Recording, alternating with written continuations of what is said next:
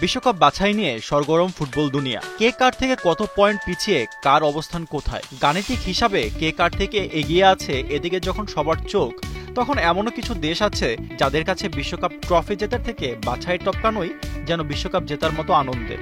বাবা যেটা করে যেতে পারেননি, ছেলে সেই অধরা স্বপ্ন পূরণ করতে যাচ্ছেন। বলছিলাম ম্যানচেস্টার সিটি তারকা আর্লিং হালান্ডের কথা। 24 বছরের দীর্ঘ অপেক্ষার অবসান ঘটতে যাচ্ছে নরওয়ে। 2 দশকের বেশি সময় ধরে বিশ্বকাপে নিজেদের জায়গা করার জন্য লড়ে যাচ্ছে ভাইকিংসদের উত্তরসূরিরা।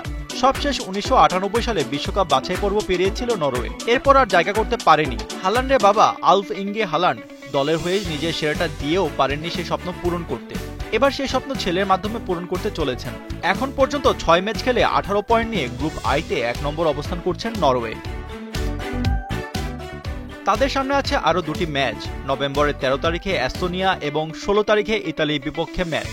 এই 2 ম্যাচের যে কোনো একটিতে জিতলেই বিশ্বকাপের টিকিট কনফার্ম হালান্ডের। গেল শনিবার ইসরায়েলকে 5-0 গোলের বিশাল ব্যবধানে হারিয়েছে নরওয়ে। হালান্ড নিজেই করেছেন 3 গোল। আন্তর্জাতিক ফুটবল ক্যারিয়ারে এখন পর্যন্ত হালান্ডের গোলের সংখ্যা 46 ম্যাচে 51টি, করেছেন 6টি হ্যাটট্রিক।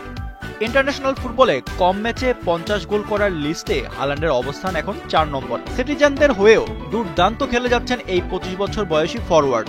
বিশ্বকাপ বাছাইয়ে এখন পর্যন্ত 5 ম্যাচে 9 গোল করেছেন এই ফরওয়ার্ড। হালান্ড নিজেও দলের এই সাফল্যের জন্য উচ্ছ্বসিত। আমরা অনেক বছর পর এই অবস্থানে আসতে পেরেছি। আমাদের কাছে বিশ্বকাপের বাছাই পর্ব পেরোনোই হবে বিশ্বকাপ জেতার মতো খুশির বিষয়। এটা একটা পার্টির মতো আনন্দের। নরওয়ের থেকে 6 পয়েন্ট পিছিয়ে আছে ইতালি।